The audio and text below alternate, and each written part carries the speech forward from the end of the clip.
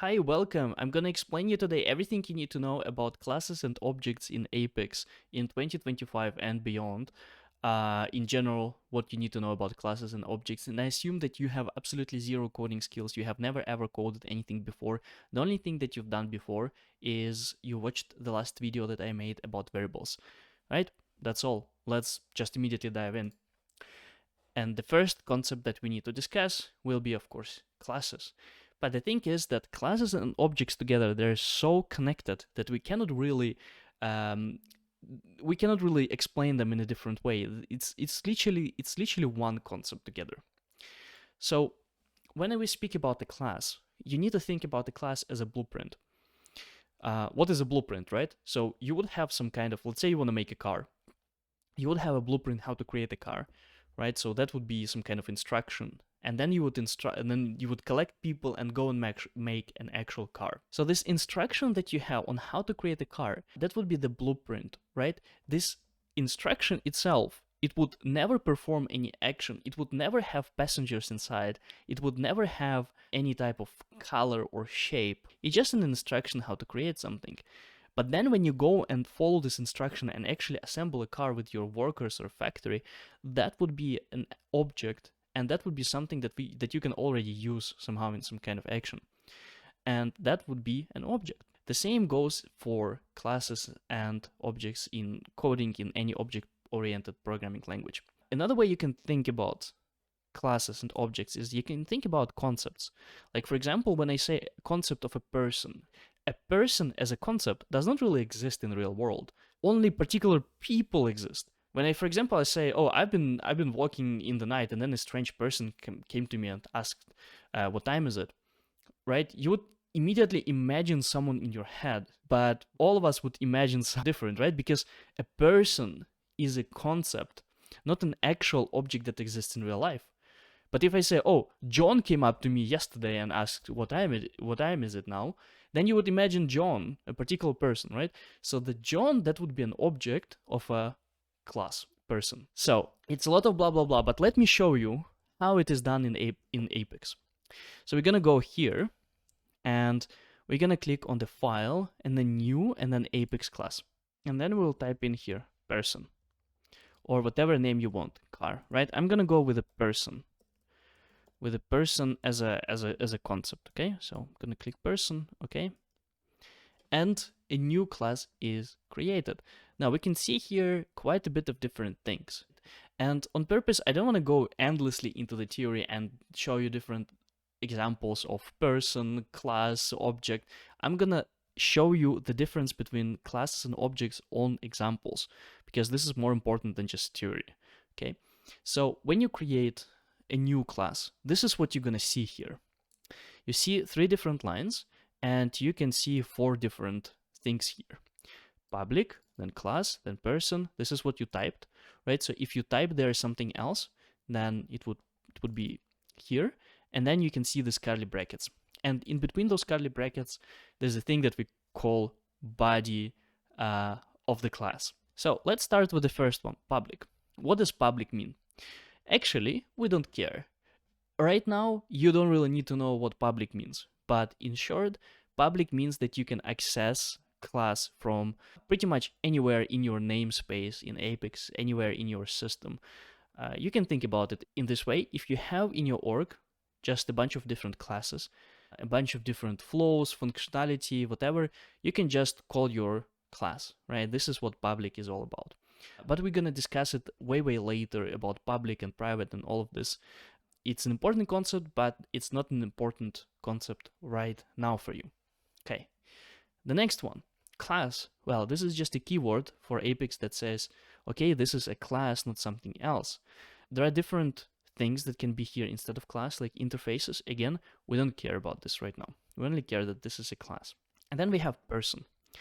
This is the class name, and there's nothing new about class names that you need to know. Maybe the one thing that, again, you cannot start with the numbers, you cannot have special characters, the class names, but this is what you already know from the variable names. The only thing that is usually you use the class names and you need to capitalize them. You don't need to do it from the Apex perspective. For Apex, it doesn't really matter, but the best practice for anything that is object-oriented programming to capitalize the names of your classes so that later you can differentiate between them and variables. I'm going to show you how it looks like. But then here inside, you have the curly brackets. And this is what we call the body of the class. And here you can write only 4 different things. So first, what you can write here are variables. I'm going to show you how it looks like. The second, what you can write here are methods. And then you can have constructors, which is kind of methods, kind of methods. I'm going to write it down. And 4, you can have here inner classes. Those are only 4 things that can ever go there inside. Inner classes, this is more or less advanced topic. We're not going to cover it right now. This is for later. Constructors and methods, this is one topic that we're going to discuss next week. Not this time, so next week, next video. This is the next topic. So for now, we're only going to be focusing on the variables. And what can a person have for variables? For example, a person, when you think about a person as a concept, you would usually say that, okay, a person should have a name and the person should have an age, right, as a concept. And if you were to create a person as a custom object, right, if you would go here and then click on the create custom object, and you would put here a person, then, so if you were to create person as a custom object, you would probably also go inside and create fields like string name, integer age to describe this person.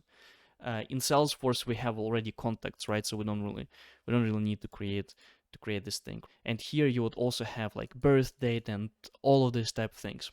So the same idea goes for classes in Apex. They can contain inner class variables.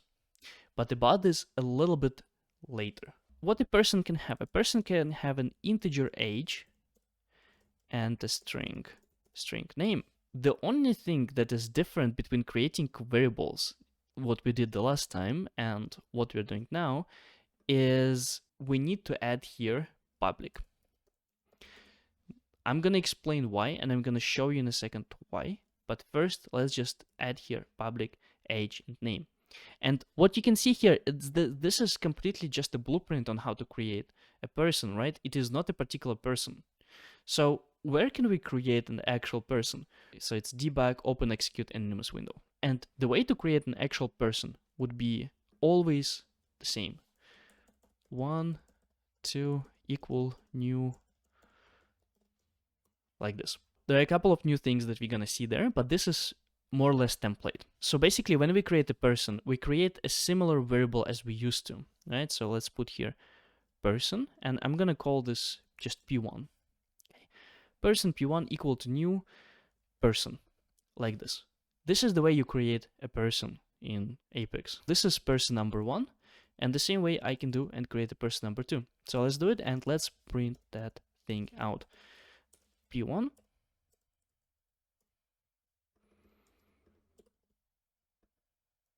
and P2. There's a lot of stuff happening here. I know. Just bear with me. I'm going to explain everything.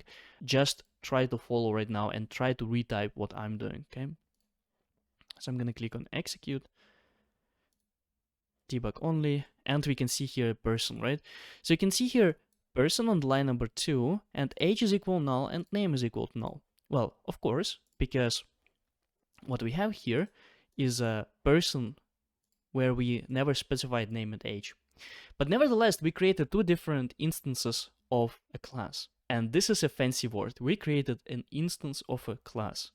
What it means, translated to just a normal language, is that we created an object. And how can we fill out this age and name? Well, we can go p1.age equal to 25, and p1.name would be equal to Alex.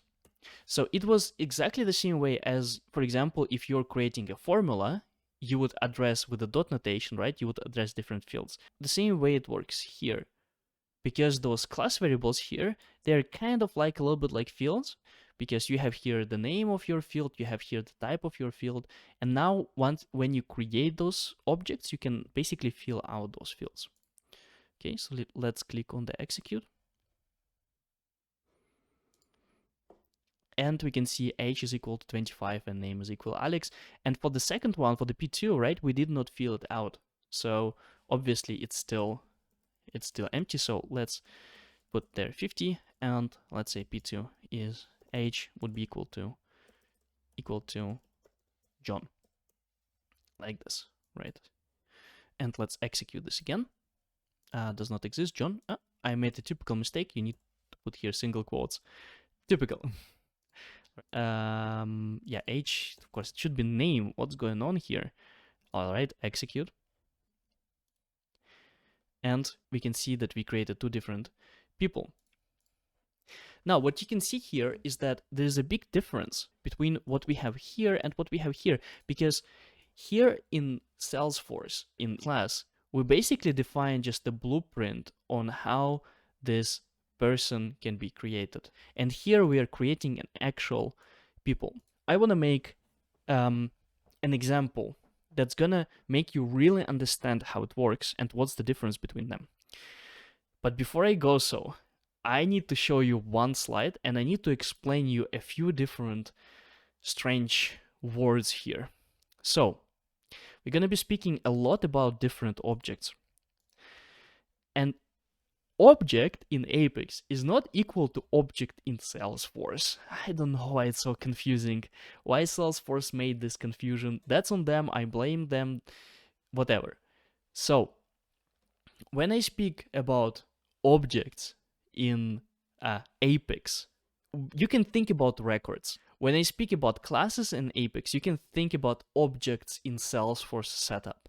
When I speak about variables, there's no real explanation for variables, completely fitting the same thing as in Salesforce, but you can think about it a little bit like a URL, whatever. It doesn't matter. It's not important. Important is that when I say object, if I refer it to the Salesforce, it's the objects that you know, and when I refer it to the Apex, those are the objects that we are creating that I just showed you. So different thing. But let me show you something that as an admin or someone who is coming from the Salesforce click and point background, it will make you understand how it all goes. So here I'm in the object manager. So I'm going to create a new object and I'm going to call it person, and here I'm going to call it people.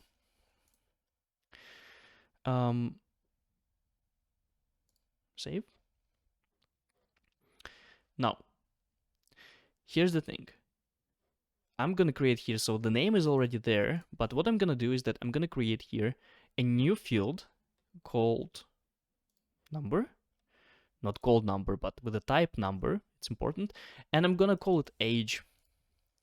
And should we make it just 18? Let's make it 18, whatever. No, why would we make it 18? Let's make it, I think 3 is the maximum, right? I think it's the maximum. That's all. Whatever, next, I don't really care. Save. So, now you see that this person here as an object, this is not an actual person, right? This is not the data of an actual person. This is just the blueprint for us how to create. This is just a concept. So the object in Salesforce is just a concept. How to actually go and create actual people data in Salesforce. And that's what I'm gonna do. So I'm gonna go here and okay, I managed to switch to the right tab. So now here in this tab, whenever I want to create a new record, I would need to also fill out different fields here. Like for example, what's the name? The name is gonna be Alex, and the age gonna be what did we have? We had 25. Save. And now I created an actual person. So this is the big difference between classes and objects. Literally, whenever I say object in Apex, you just immediately think about the record. Okay, that's the explanation.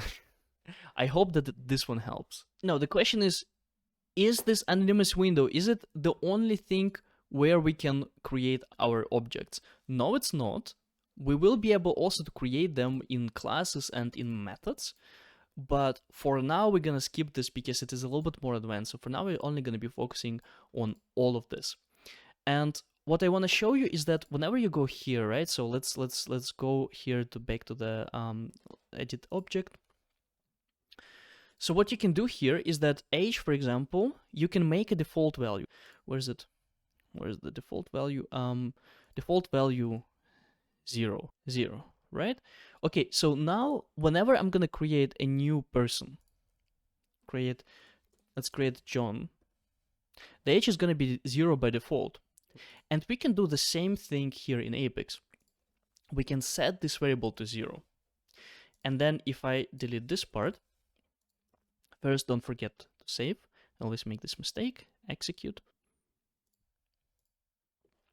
You can see the age is 0. So it's very similar thing. So these variables that you have here, really think about them as variables what we discussed before. So it's just normal variables, nothing so super special about them.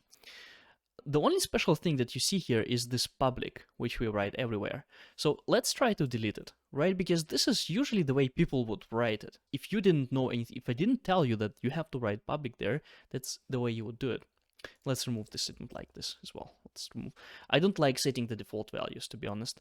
I don't think it's a best practice, just showing you so that you know that it exists. All right, and here I'm gonna put the age back. So age is gonna be 25. All right, so let's click on the execute and let's see what's gonna happen. And it's gonna say variable is not visible person.age. And this is interesting. So this thing public, this is called access modifier. Access modifier. And as you can already guess, this is about access and who can access this variable. That would be the closest thing to the security and sharing rules and profile and permissions that we have in Apex. If we make an analogy, of course, it is not related to this at all. But here are there are only 4 possible access modifiers in Apex. Right? So this public, there's a private, there's a protected, and there's global. Okay, the best one that we can have is private. From the best practice perspective, private means that you can only access variable inside of the class and never outside of the class. Why is it cool? Well, because you're kind of constraining how your variable can be accessed and can be used. So it's always good for a security to have less access and to give less access to the world, to your stuff. So it means only within class. And you really don't need to think about this right now. I'm only explaining it to you just so that you get an idea behind it. You should not be able to fully understand what that means. I'm just trying to give you just an intuition behind why we have public everywhere and not private. The private means that you can only access it within a class. And if we leave out the access modifier in the class variable, then it's gonna set it to private by default. So if you have here this on the line 2 or 3, they have the same access modifier. So it means that this variable is not going to be visible, or you cannot access this variable from outside of this class, which we are doing because here we are instantiating a new object and it's outside of the class, so we are using this variable. So we are not able to use this variable. Public means it's accessible within the namespace. Within namespace, we don't really care about this. Basically, it means that you can use it everywhere in the org. We don't care. You can just access it in the org. Protected, it has something to do with an inheritance. I don't even want to go into these details. We don't really care about protected. And the global is usually used for integrations when you want to create a global API endpoint to your org. We don't care about this as well. So we don't care about this. And about private, we also don't care, just so that you know that if you don't put here anything, you're gonna get an error because you cannot use this variable without it being public. Later we're gonna learn all of this, you're gonna understand all of this, but for now, for just simplicity, because we want to focus on really understanding what are classes, what are objects, just write public everywhere for every single thing, okay? That will make your journey a little bit easier. Okay, so if we visualize what's going on there, then it's gonna look something like this. So we have here a blueprint, this class person. This is just a blueprint. This is not an actual person, and that doesn't perform any action. And then you, based on that, you can create object 1 and you can create object 2. What I suggest is that you need to really take a break here, pause, and then go back if you rewatch certain things, if you really want to understand more. But the most important is that you just go on and practice those things, which I'm gonna do at the end. It's important because you really learn stuff only when you practice. One thing that you probably already have noticed is that the classes, the objects, when we create them, they kind of remind us a little bit the variables that we had before. So let's delete all of this and let's give an example here. So we have here string, and let's say it's going to be age, and age is going to be 25. You can see how similar is the structure. So I'm going to put it together. Don't do that. This is not the best practice, right? I'm just going to want to show you visually how similar they are, right? So you have here string, you have here person, you have here the variable name, here you have the variable name, and then here you have the value, and here you have the object creation. Essentially, they're actually the same things, because classes in Apex, they are types. Boom. So what I mean with this, that string here, string is a class as well. In fact, let's do it like this: string Apex class. And you can see in the documentation, it is listed as a class. So why cannot we then just go and open here, and then in the classes, why cannot we search for like a string, for example? I have a lot of different my classes here in the org, but there's no string class. Because those are standard classes that are basically written by Salesforce for us. And those classes, they're defined somewhere down there in the Apex engine, but we cannot see their implementation, okay? So we cannot really open them and see how they're implemented, but they are essentially the same classes as we are used to.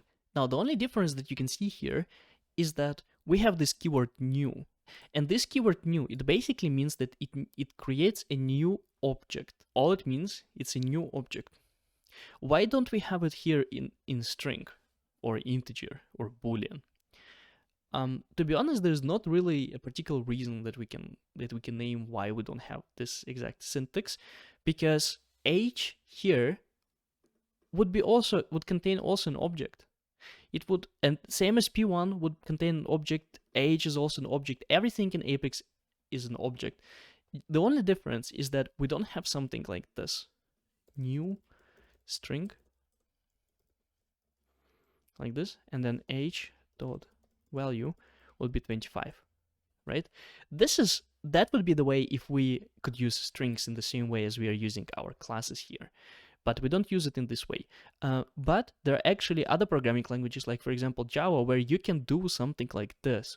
So the reason why we don't do it in Salesforce is because there are some types that Salesforce decided that they're so frequently used and they're so simple that we're just not going to have the syntax for them. And those types, they're called primitive data types. Primitive data types in types in Apex. And you can see all of them here.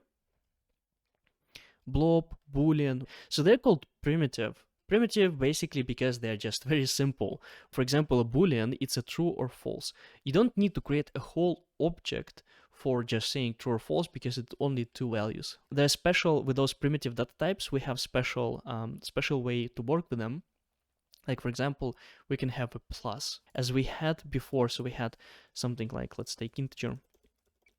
Age a would be equal to 10, and then integer b would be equal to 20. And then you can say integer c would be equal to a plus b. If you have the same with a person, let me bring it back, p1 and then p2, and then we have p3, and we want to say that it's p1 plus p2, that wouldn't make a lot of sense it's not defined, we cannot say what does it mean to add two different people together. Like, what does it mean?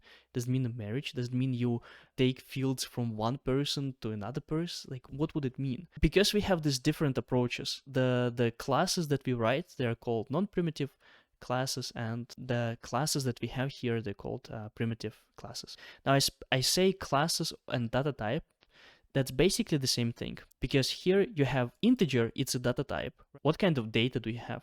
Well, you have a number. So the type of this data is a number, is an integer.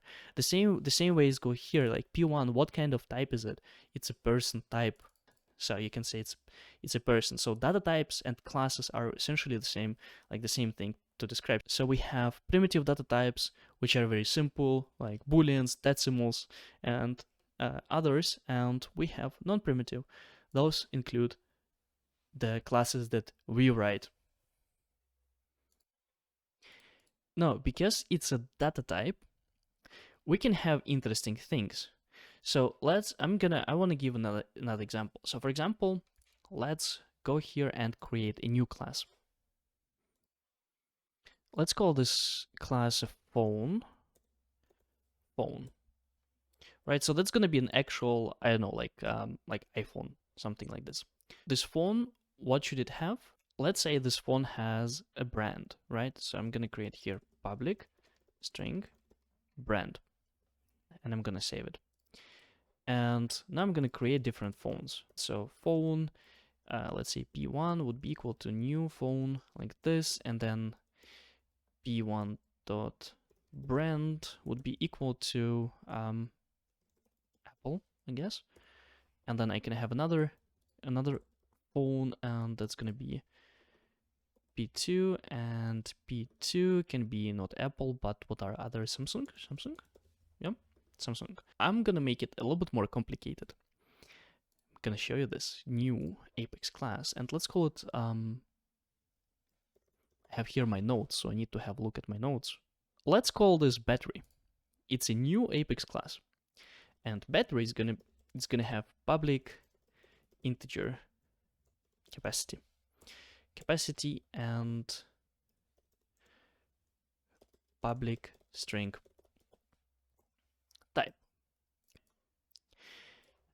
Type, I don't think I can use it. Let's call it battery type. I don't want to use something that might be a reserved keyword. So there are, in Apex, you cannot name your variables with reserved keywords in Apex, and you can find all of them here in the documentation.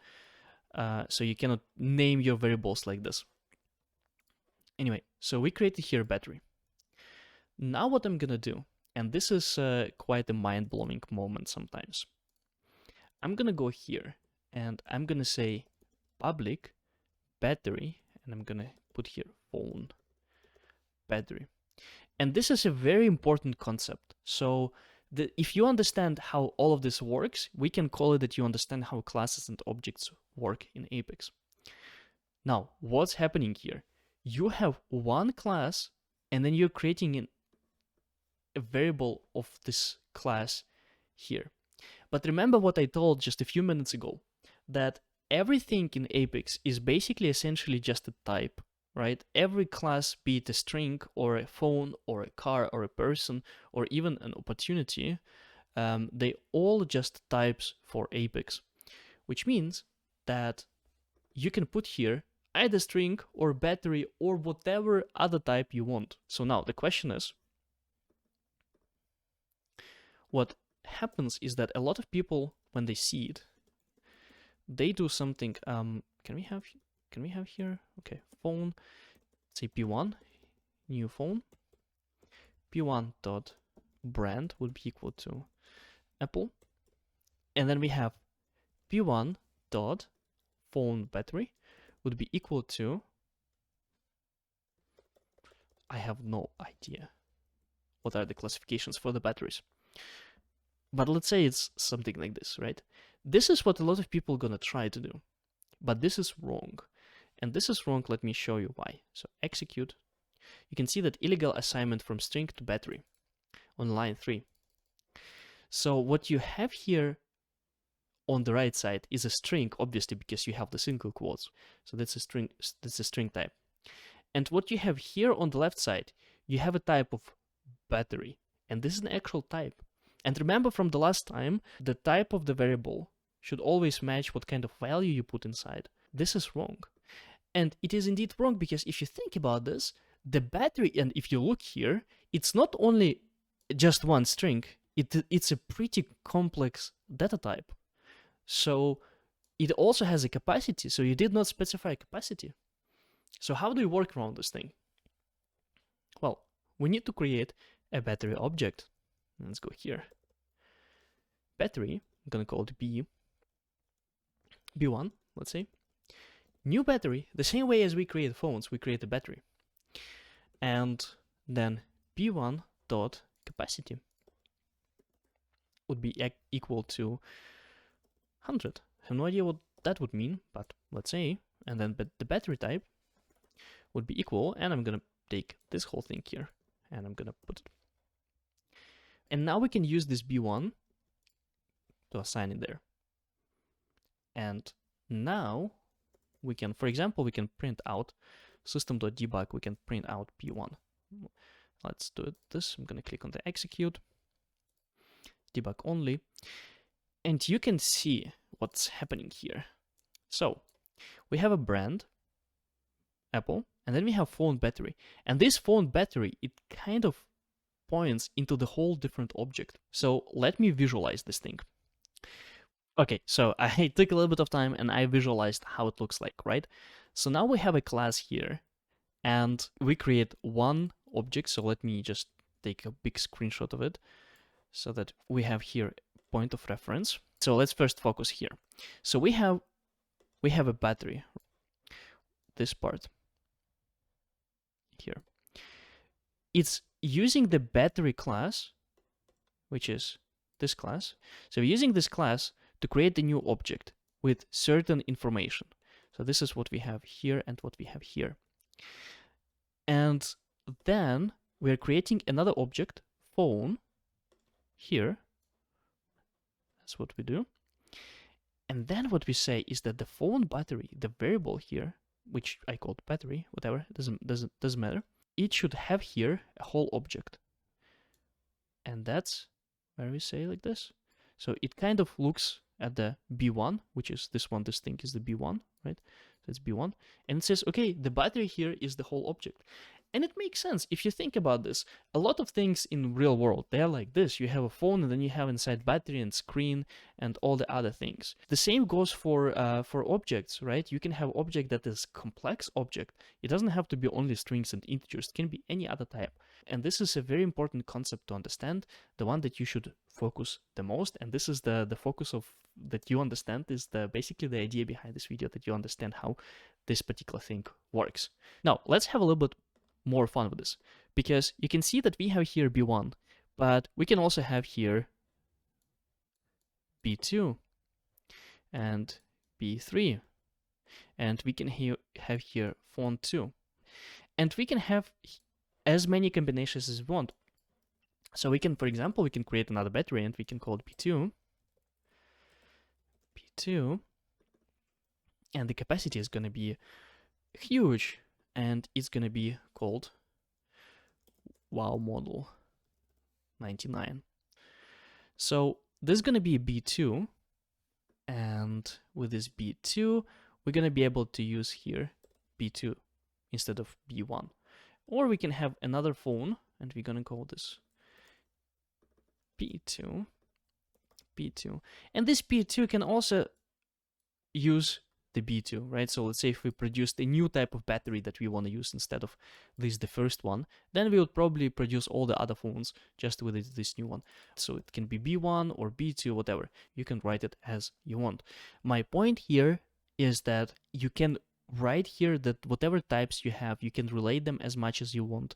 And that's basically everything you need to know about objects and classes and types in Apex.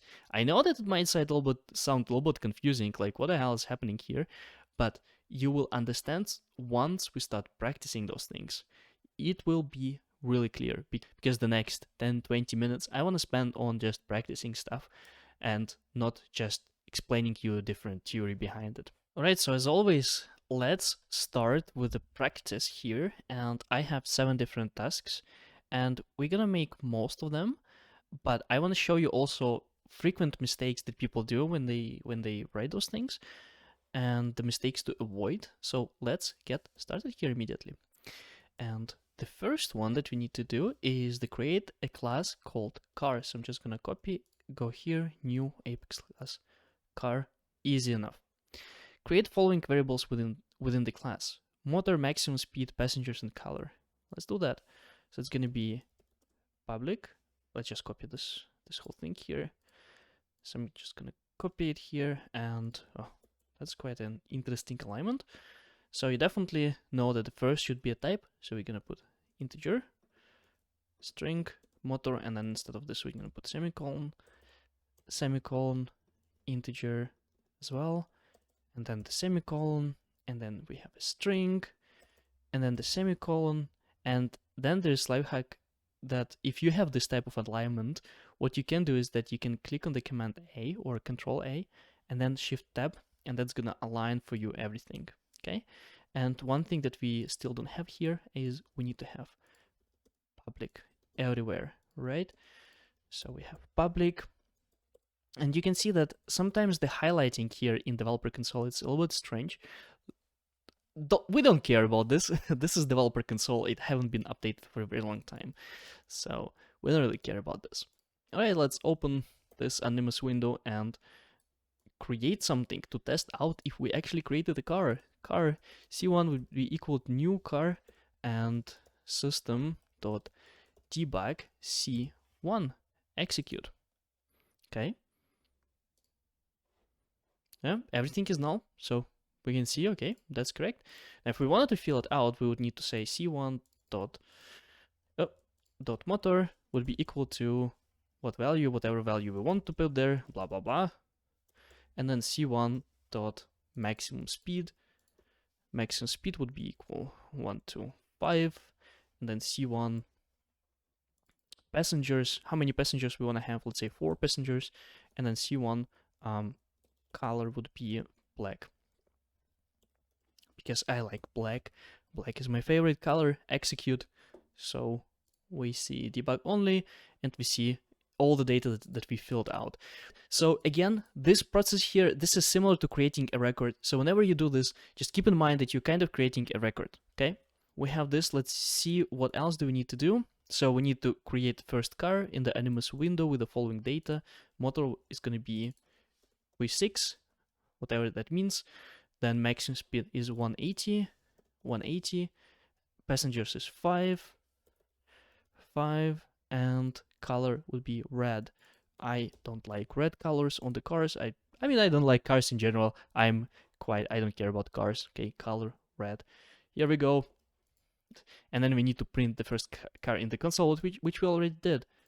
So we created one car. Now let's just copy this whole thing and let's just make it to C2. And by the way, here as the variable name, you can name whatever you want. So you don't really need to have it anything meaningful.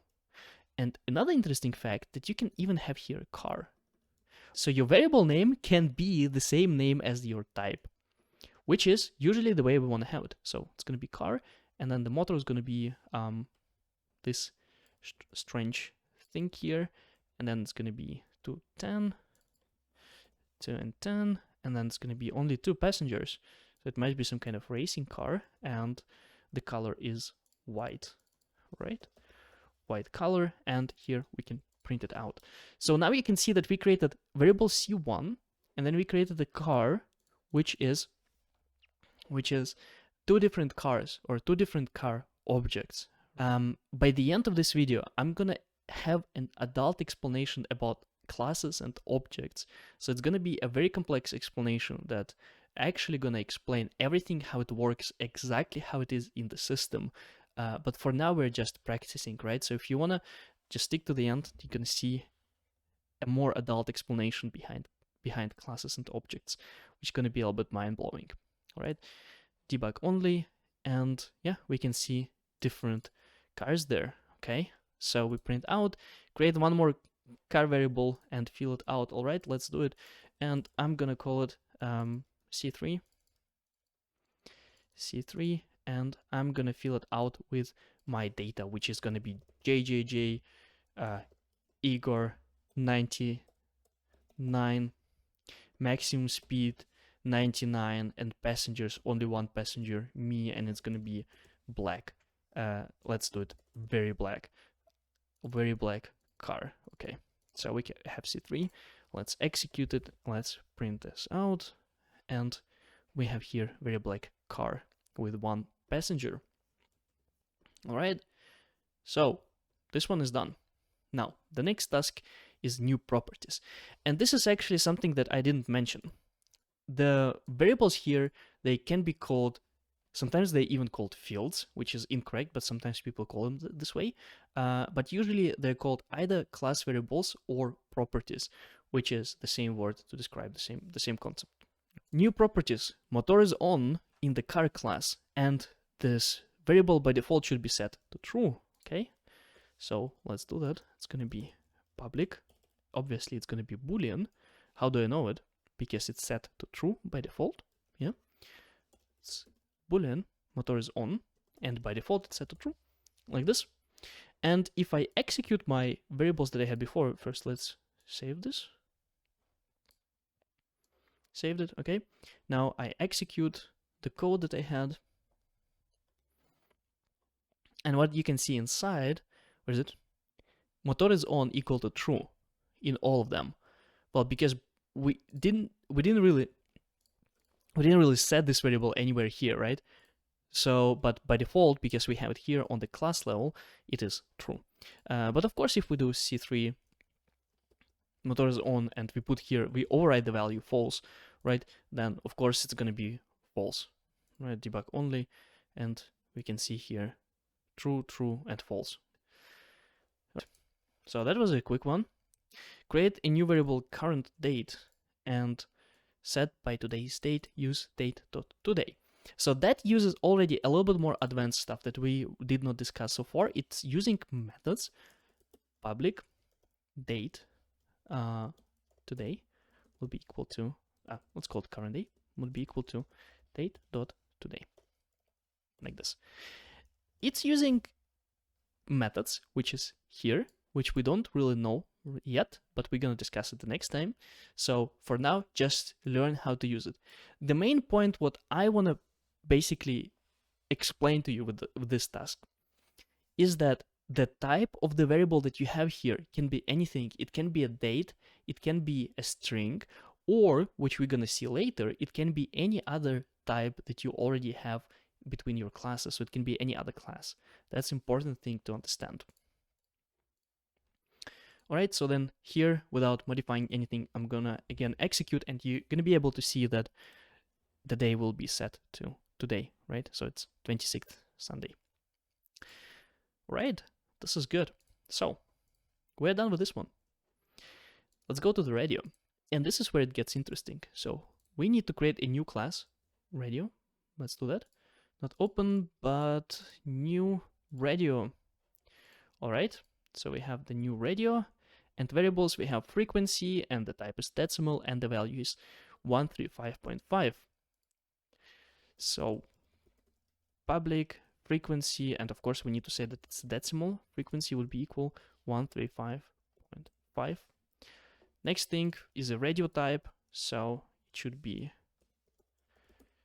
public string. Radio type would be, what's the default value? Sony, okay. Sony, and is on will be public, obviously Boolean, and it's going to be what, false by default, I guess. Default value true. Okay, then let's set it to true. And now if we go and create a new radio, which I'm gonna do here before the cars, so I'm gonna create here before the cars, radio R1 would be equal to new radio. let's print out this radio, system.debug R1, and I'm gonna highlight only this radio because I'm not interested in anything else. So when we highlight this, you can see that by default, obviously, because we set those variables to be those values by default, we can see that we don't even need to fill out anything here. The radio is already filled out with those default values, but the task asks for us to override those things. So I'm gonna say R1 frequency will be equal to 155.0. Then the type will be this strange type, R1.radio type. And of course I need strings, okay? And is on true, which is, by the way, don't capitalize it, it's just by accident here. Booleans, we don't capitalize, we write them like this. So is on will be equal to true. So let's see if that works. Perfect. So we have everything we need to go to the next task. Okay, so we need to create 2 more variables, all right? It does not specify that we need fill out information, whatever. So what I'm gonna do, I'm gonna create R2, and I'm gonna set here the frequency, and it's gonna be like this. Okay, and is on, it's gonna be false, and that's gonna be R2. And by the way, we don't have to print them out, actually. I can delete this thing, and then R3 just gonna be the default radio without anything. Okay, so now we have 3 radios, we have 3 different cars. Okay, you can probably already see where it goes. Now we're gonna have to combine them together. This is kind of a little bit harder than what we've done before, because now you need to combine them together. And it makes sense if you want to have a car. In this car, you can have different objects like motor and radio. I really emphasized here that you can have any type that you want here, which means that we can go and write public radio, and here we can put car radio. Because again, classes are types. So whenever class you define in Apex, you can create variables with this type. Same way you can create them here, everywhere, okay? So now the question is, how do we put them together? Exactly the same way as we do it with everything, with strings and integers. For the C1, for example, we can say C1 dot car radio would be equal to R1. R1 radio, okay? And then for the C2, or as we have car here, car, we can put R2. And then for the C3, we can put here R3, or we can even put R1, right? It doesn't really matter. Let's do R3, and execute, duplicate field R2. Yeah, so that should be R3. Okay, let's execute again. We're gonna see a lot of interesting things here. So you can see that we have a car, for example, on line 36, and this car, in the car radio, it has a whole different another object inside. Yeah, because that's exactly how it works. You can think about this the same way as you think about lookups, relationships. Let's say you have a lookup relationship. Let's make here an example in the org. So let's say you have here, let's go to the opportunities, and let's go to any opportunity, all opportunities, right? So here on the opportunity, on the details, you have an account. So it means if you wanna relate this opportunity to another account, you need to already have the account in the system. And the same goes here for Apex. If you want to set a radio into a car, you need to already have a radio before. So you cannot have R1, you cannot have it after here, because this variable R1, it wouldn't exist. So if I execute, right? So R1 does not exist at this point. So you need to have the radio variable before, and then you can relate them, and then you can set them together. This is a very, very important concept here to understand. And you need to practice this concept a lot because this is one of the key concepts behind classes and objects.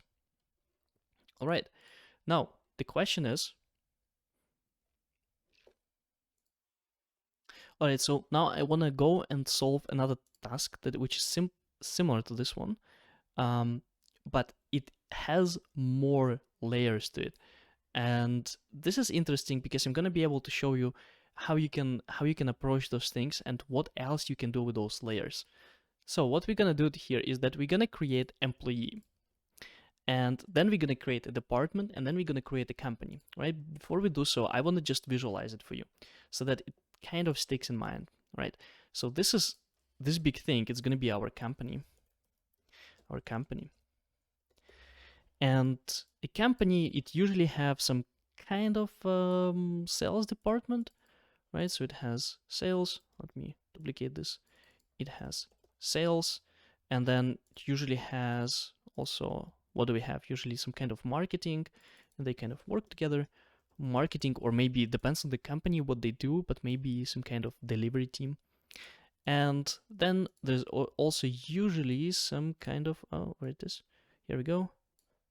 Some kind of HR that works with all of them, right? Like this, HR. We have HR. And here, in every single part, there are people who are working there, right? So let's take people, let's do like this. Let's call it P1. So those are people. Person 2. Many people can work in the same department. And here we have, let's make it bigger so it fits. So we have here P4. So we can have different people working everywhere, and sometimes some of them are, for example, can be also CEOs. Some of them can take on multiple roles. So one person can work in between marketing and sales. So there are different combinations possible in real world. The same goes for Apex, and we're gonna build this whole structure here in Apex so that you can understand how it works, right? I'm gonna close those, and let's go and create here the first class employee. This employee. So we have here first name, last name, salary, and years of service. Let's do that. So it's going to be public. I'm going to copy public so it's quicker. Public string. Was it first name, last name? Let's do first name, and then public string last name, and then public, what else? Salary. Should we make it that small? Nah, integer is going to be fine. Integer salary, and we have public, what else? Years of service, and that would be also integer. Again, this is just a representation of a concept of an employee. Now we can have a department. New Apex class department. And in this department, so first thing, let's go to the next one. Employee department class. In this department class, we can have, again, a name of the department, but this is the name of the department itself, right? So public string name, or let's call it department, right? We can call it department. Let's just stick to the task name. Budget. So we can have obviously budget, integer, budget, and we can have also a manager. Now this is, I want to pause before we go here, because now what we're gonna do is that we're gonna start assigning people to the department. So we're gonna start doing this, right? So what are possible positions in the department? Well, we can have a manager of the department. So it's gonna be public, and I'm gonna here manager. So now a question to you: what kind of type do we need to write here? If your answer is employee, then it's correct, because Now we're gonna have a manager. And what is the type of the manager? The manager is an employee of the company, right? So we have our manager here. And it's important that the manager is not a string. Don't downgrade a person to just a simple text string. That's not how it works. We want to have an actual employee there. Because an employee, if you look at this, employee is so much more than just one string. It's a salary, it's years of experience, and we can go on here forever. We can add here security number, whatever, health benefits, whatever. Like we can add a lot of things there. And then a department can have also a supervisor, someone who is responsible for making sure that this department actually works. And I'm gonna put here how do you spell supervisor? Supervisor, like this, whatever. What type here? Again, employee. And then public employee contact person. So that the department can have different parts. It can have some names, which is string, and it can have also employees. Well, even more, we can go like this, and we can say public car, and we can say department car, right? Because a department, like a sales department, for example, depends what kind of company they work for, they can have a car assigned to them so that they can go and physically go to someone to knock on the door, or I don't know, whatever, to install a door, whatever. You can have many different things here. The most important is that this type here that you have, it can be anything, right? So I'm gonna delete this. We don't need it right now. Now, how do you deal with this? Because remember, those classes that we are doing here, they're just blueprints. They're not actual people working there. In fact, we never specified what kind of name, what kind of employee is that. So let's go and let's create our first employee for this super company. So employee, E1, new employee, and I'm gonna say E1 first name. First name is gonna be Igor. And E1 last name will be Kodrik, my actual last name. And E1 and salary is gonna be not much, not less, but something around this, right? E1 and years of service, salary, years of service will be, let's say, 2 years. Now this is employee number 1, but then we can have employee number 2. And this, maybe we can also, to employee, we can add something like position, but it's fine. It's gonna be Alexander, and the salary is gonna be 5 million. Is that the salary? 5 million. That works. Salary and the years of experience gonna be. Now we can print them out separately, but what I want to show you is how can we assign them into department, right? Department D1 would be equal to new department, and then D1 dot name would be, let's say, management, and D1 budget will be 1 million, billion, trillion, don't know. And then we have D1 manager, and the manager is gonna be employee 1. And interestingly enough, the supervisor will be also the same person. Supervisor will be employee 1, but the contact person is gonna be the second employee, right? Because if you're managing the department, you are also maybe supervising the department, you're making sure that it works. You don't necessarily want to be the contact person, because maybe you want to offload it to some kind of secretary, whatever. And it's going to be E2, right? And now let's print out this department, system.debug D1. Execute. And debug only. And you can see that the budget is huge, but of course also the salaries that take a lot of money. And we have contact person is this employee, and then we have manager, the same employee, another employee, and then we have supervisor, and it says already output.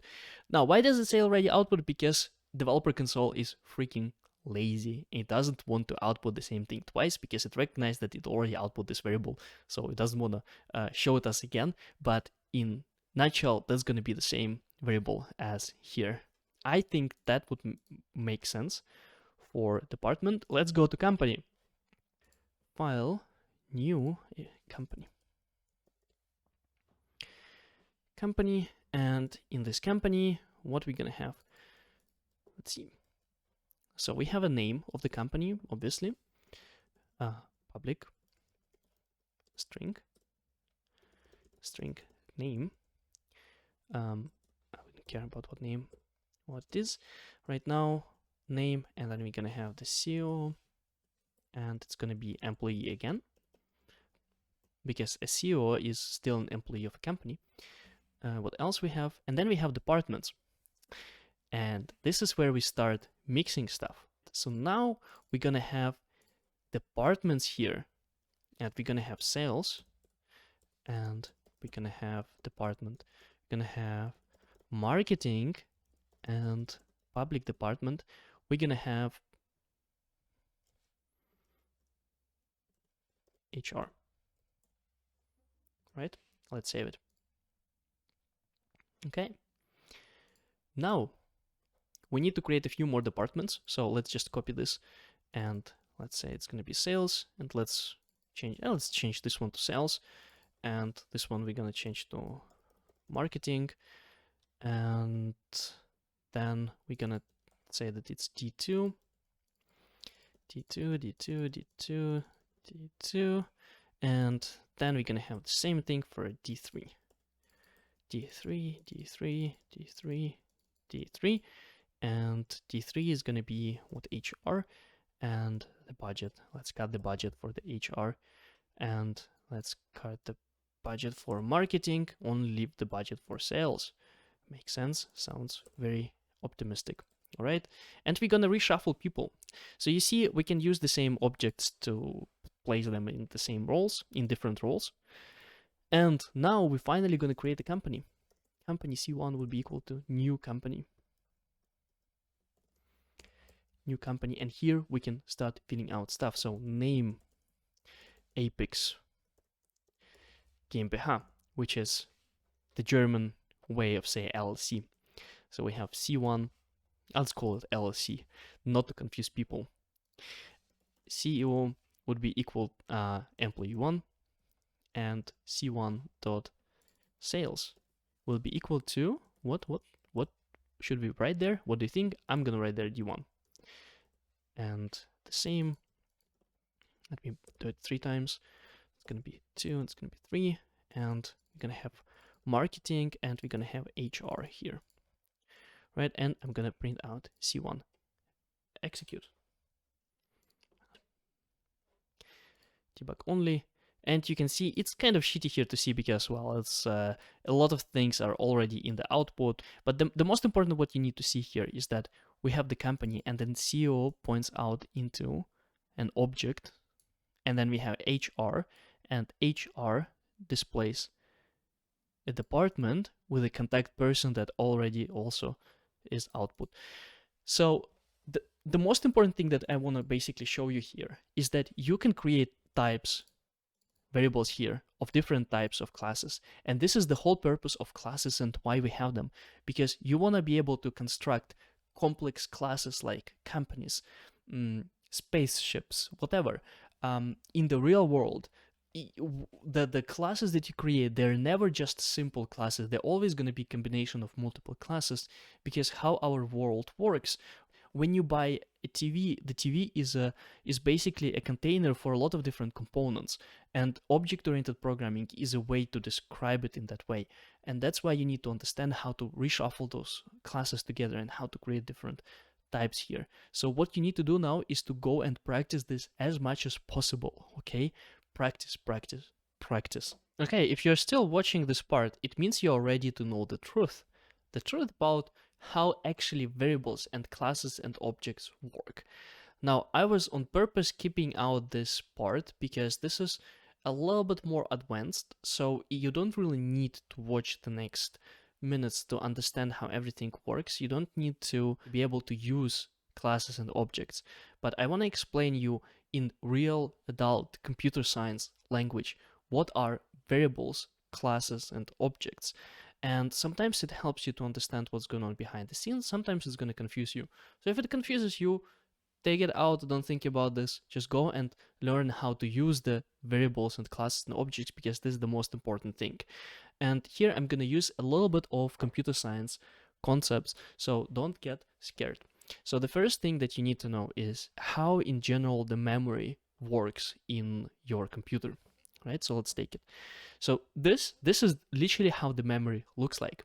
The memory cells, they have numbers, and they are numbered usually not in the decimal, so you wouldn't say it's like, you wouldn't say 1, 2, and 3 in computers. They understand usually the hexadecimal, so you would usually have something like this. We don't really care about all of this.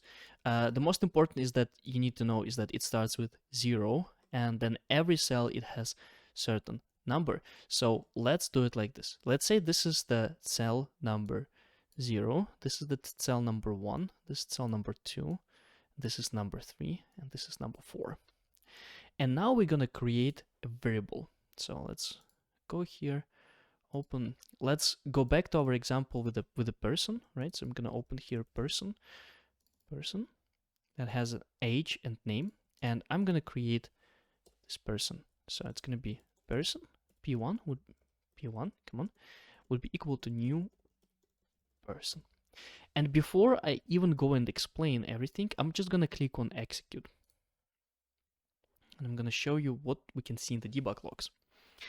So if we go here, what we can see is that variable assignment, this, and then there's this strange thing. Okay, strange, right? What would it mean? And then here variable assignment p1, also the same strange thing, right? And you see the values here are the same. But what the hell is this? It's like 0x and then numbers and letters together. This is exactly the hexadecimal notation. We don't care about this. I can link just a couple of videos that you can read about this type of writing. We don't care about this, but what's important here, we see that on line 1, for some reason, there's some strange value is getting assigned to this variable. And this is a key to understand how variables work in Apex, right? So let's take this, and I'm gonna put here, and I'm gonna write this. So this is the step number 1. What happens here are two different things. This and this. So remember, this is called initialization, right? So this is where we put actually the value, and this is what we call declaration. This is where we create the variable. And what's going to happen is that we can first do those two steps one by one, right? So the first, what happens is that the variable is created. This is the step number 1. And when it's created, let's write it somewhere here in the memory, right? Let's pretend we are a computer, and I'm going to write here p1. Then the next step is that we put some value into this variable, right? This new person.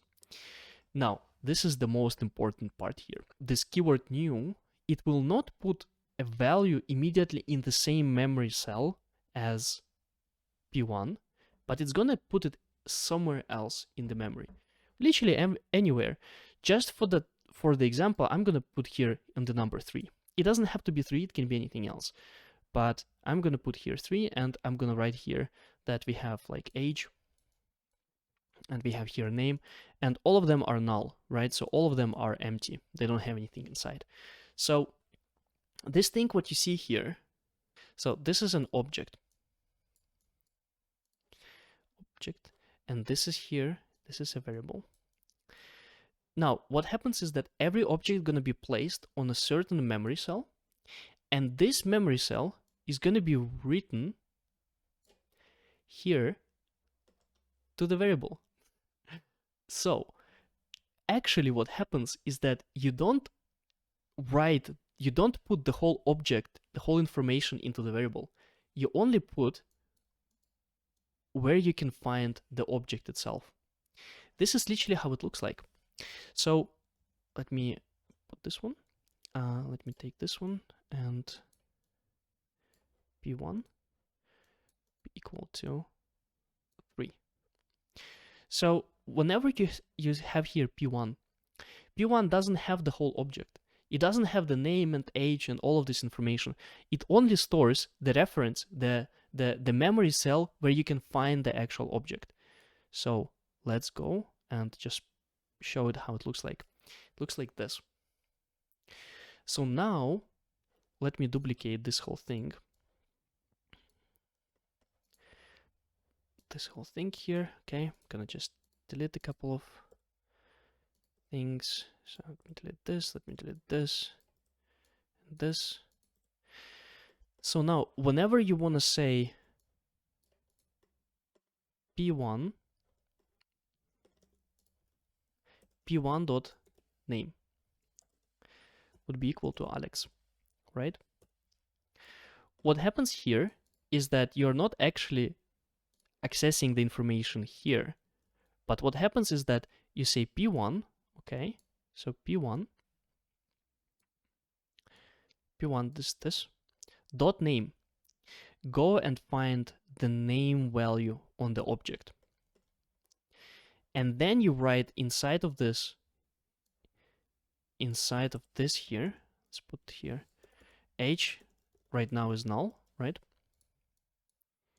Age is null, and name is gonna be Alex, like this.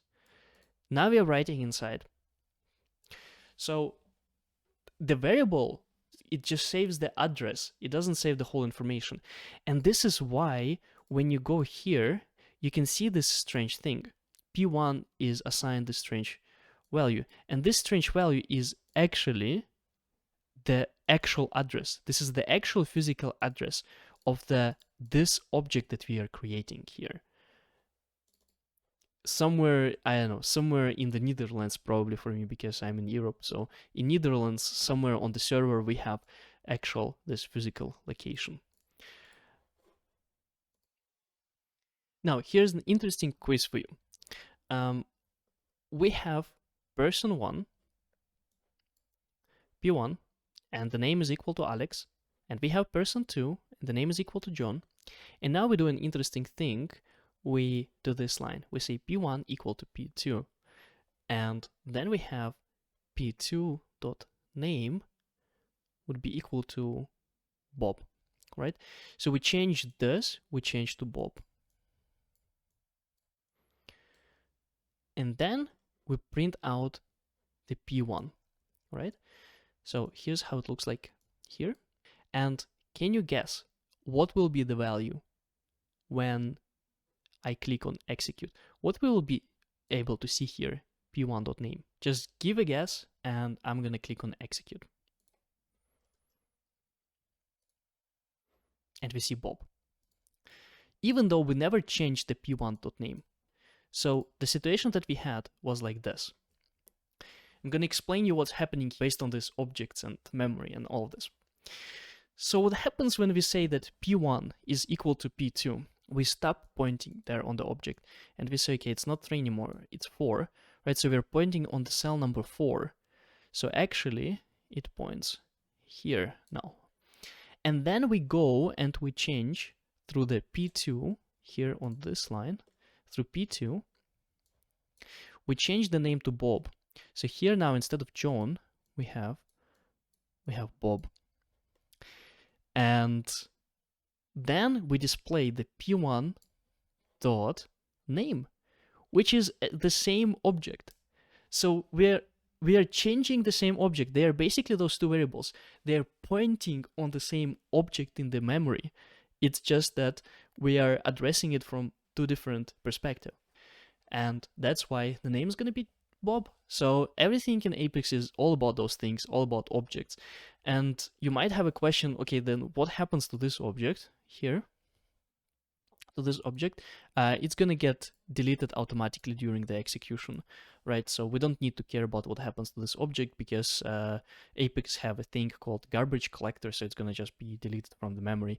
So don't really care. The most important is that we are referencing this object from two different variables, and we are changing it. No matter how we change it, we're gonna have a different. We're gonna work with the same object at the end, because at the end the object itself, this is what matters, not the variable, because the variable only contains the memory reference to the object. And that's why in some programming languages variables actually called pointers, because they just point to where you can find this whole information.